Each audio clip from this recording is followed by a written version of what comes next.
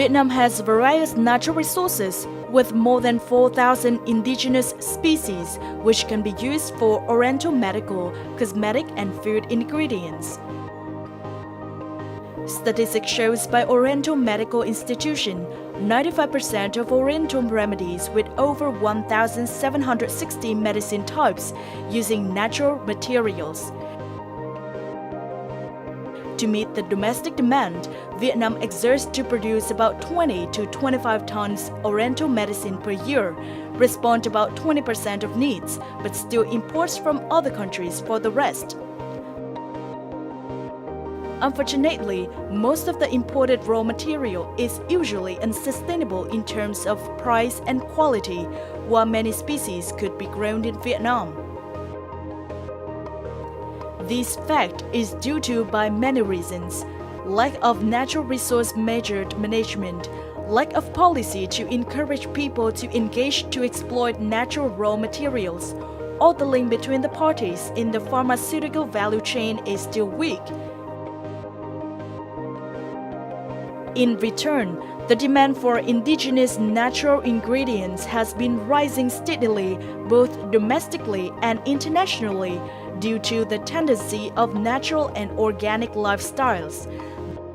This is the opportunity for Vietnam's indigenous agriculture to break out in the future if there is a correct direction and strategy for sustainable development.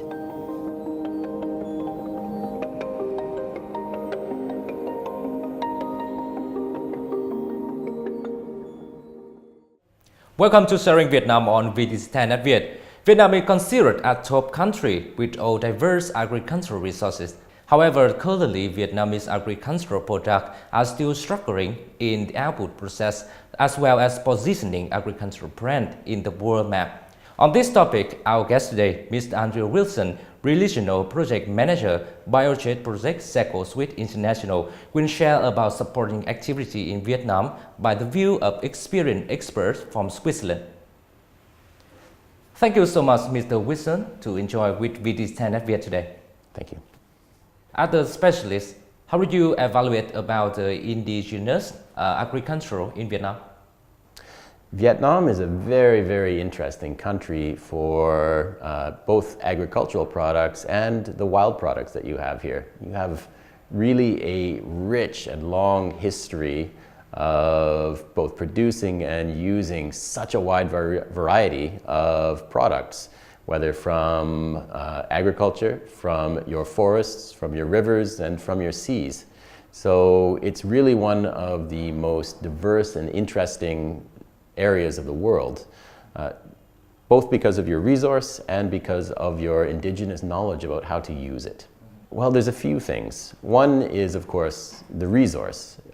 You have these things here that are in quite plentiful supply and a wide variety of them. They're very interesting, special, and, you know, in the West, sometimes considered a bit exotic.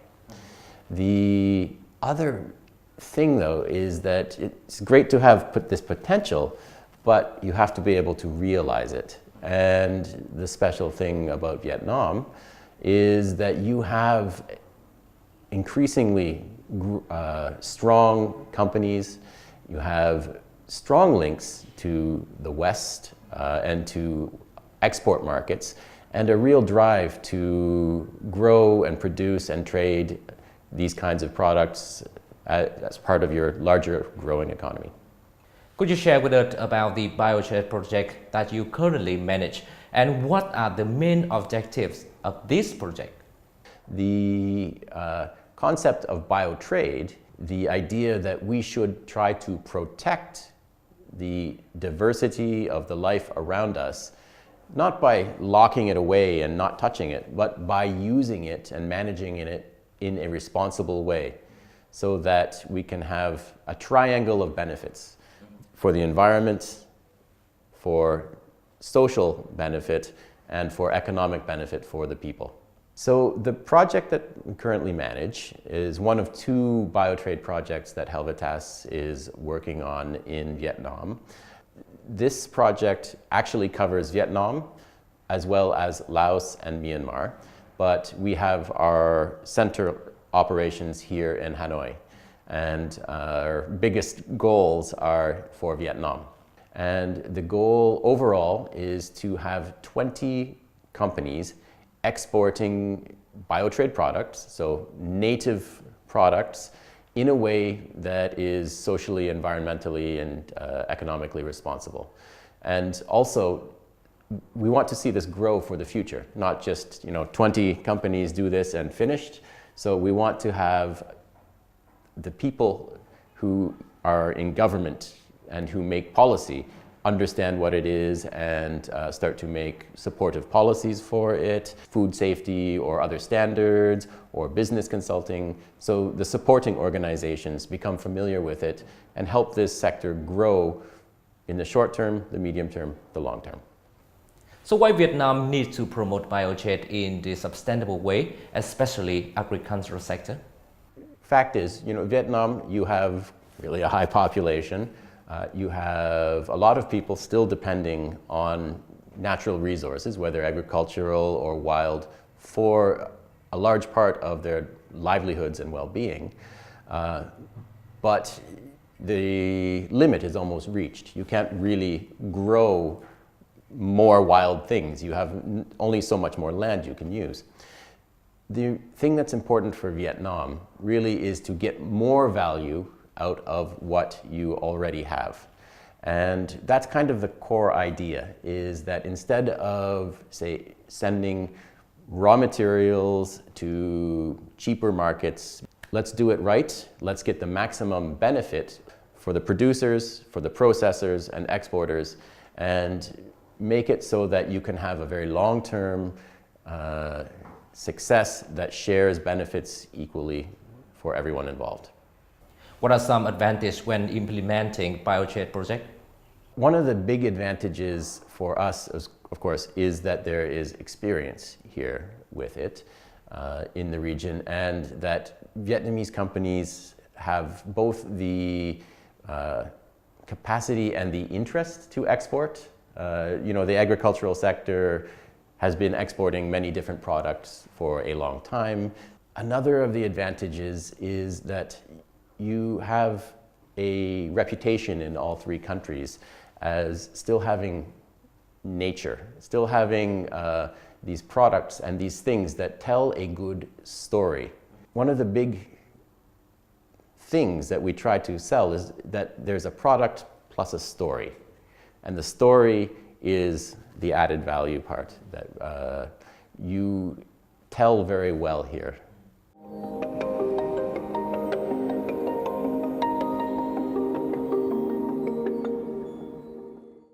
BioTrade is a concept by the United Nations Conference on Trade and Development, established in 1996, with the goal of promoting production and trading in goods and services originating from biodiversity, natural biology, in accordance with environmental, social, and economic sustainability standards, especially for organic agriculture. This is also one of the requests that Vietnam is following by building lots of policies, regulations to reach these targets. Việc nông nghiệp hữu cơ có tính giáo dục cao sẽ đóng góp to lớn xây dựng mối quan hệ tốt đẹp hơn, phát huy giá trị nhân văn của con người. Đồng thời nông nghiệp hữu cơ sẽ đóng góp rất quan trọng cho nền kinh tế phát triển xanh và bền vững. Cho nên việc thực hành sản xuất nông nghiệp hữu cơ, phát triển nông nghiệp hữu cơ ở từng địa phương là thể hiện sống có trách nhiệm của mỗi chúng ta cho cộng đồng, cho tương lai của thế hệ mai sau. To take into account, the Swiss government through the Swiss Federal Bureau of Economic Affairs, SECO, has supported Vietnam to implement the project Development of Biomass Activity for Natural Products in 2014, aiming to make Vietnam an internationally recognized country for biological products that are exploited, processed, and traded in accordance with the objectives of International Convention on Biological Diversity and Principle of BioTrade.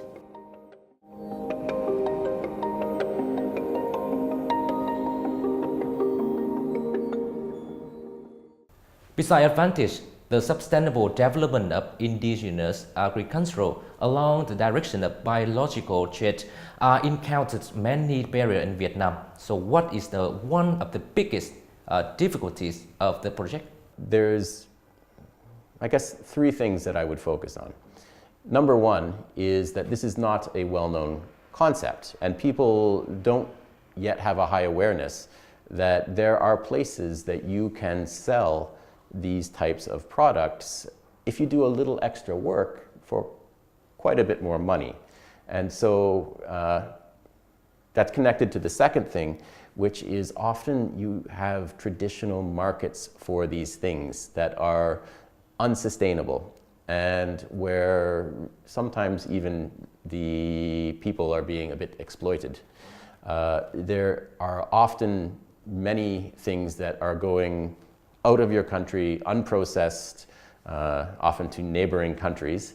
So breaking these old trade patterns and building healthier trade patterns can be quite challenging. And then the final thing is that making all of this work needs to have a good supporting environment. So to get policy support and to get attention to this, it takes some time, it takes some energy, and it will be something that will continue to be challenging, at least until we have some very good examples. And we're starting to have those where people are making money, they are getting to understand why this works, and we're looking forward to that, being able to use those examples to inspire others. For those difficulties, what are the Helvetas solutions given? Well, you know, there's no one solution. If I have to give an answer to that, to be honest, what I have to say is to get people engaged and give power to the people involved, whether that are the producers and collectives of producers, the companies that are involved, government at various levels. It can't be for people in a project to tell them how to do things or that they should do things. They need to want to do it themselves.